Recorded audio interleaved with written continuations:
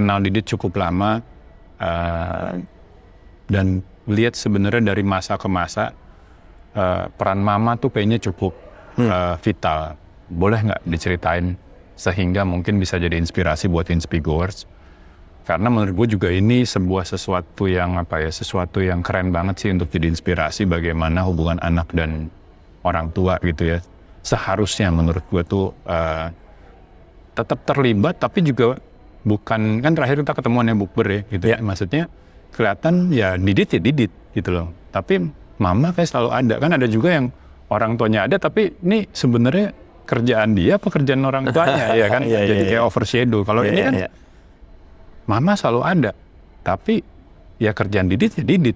Bukan dia gitu. Walaupun mungkin bisa jadi kayak tempat curhat segala macam, tapi dia nggak pernah kayak overshadow Didit sih kalau menurut gue.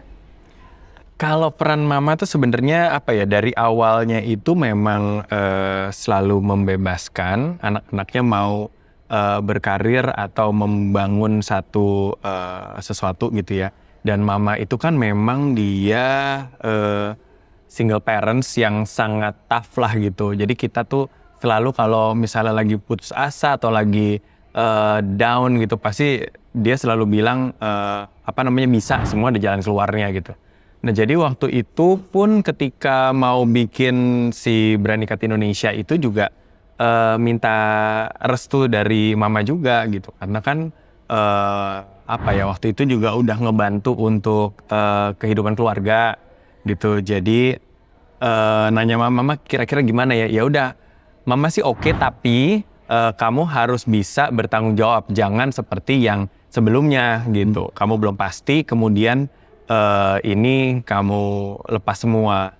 Nah, jadi atas anjuran mama saat itu, sebenarnya waktu itu kan jiwa muda bergejolak. Udah, aku mau resign aja. Aku mau langsung bikin nih, kayaknya pasti gitu. Kamu nggak belajar dari yang kemarin gitu. Mendingan jangan resign dulu gitu. Ya udah. Jadi karena mendengar kata mama, akhirnya aku hold resignation-nya selama 1 tahun sambil melihat bagaimana sih brand ini kemudian berevolusi gitu.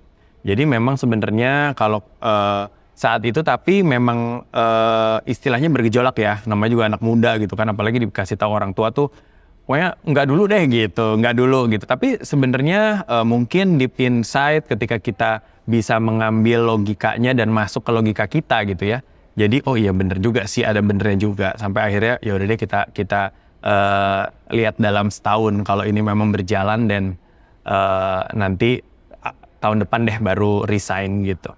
Jadi akhirnya mama itu selalu ada dalam setiap proses. Di awal membantu, misalnya nemenin cari bahan dan segala macam, tapi masuk ke tahun keempat, kelima, mama cuma ngeliatin dari jauh aja gitu, terus ngeliatin gimana evolusinya, dan banyak kasih masukan sih, karena kan kliennya kebanyakan mungkin umurannya agak-agak mirip mama ya gitu. Jadi juga memberikan satu masukan juga dari perspektif beliau gitu. Dan memang sebenarnya kalau untuk saat ini adalah ya restu orang tua tuh nomor 1 ya gitu. Jadi karena kan kita juga istilahnya nggak akan ada kita kalau orang tua kita nggak ada gitu. Jadi memang itu sih yang akhirnya membuat kita jadi selalu nanya dulu sama mama gitu ya. Walaupun akhir-akhir ini juga semuanya maksudnya mama nggak terlalu banyak evolve, tapi dia selalu tahu prosesnya seperti apa. Jadi ya itu buat kita blessing ya kalau masih punya orang tua yang bisa kita sharing perkembangan kita, susahnya kita dan segala macam gitu. Terutama ketika lagi susah sih. Biasanya kalau lagi seneng kan kita hahaha gitu. Tapi kalau lagi susah biasanya ya inner circle kita, adik, mama itu selalu ada untuk memberikan penguatan. Nah tapi intinya pernah nggak tidak setuju? Kalau tadi kan kebetulan ceritanya yang setuju semua. Sebenarnya kalau dibilang merestui saat itu juga nggak terlalu 100% sih Mas merestui, karena kan melihat anaknya pernah gagal nih gitu.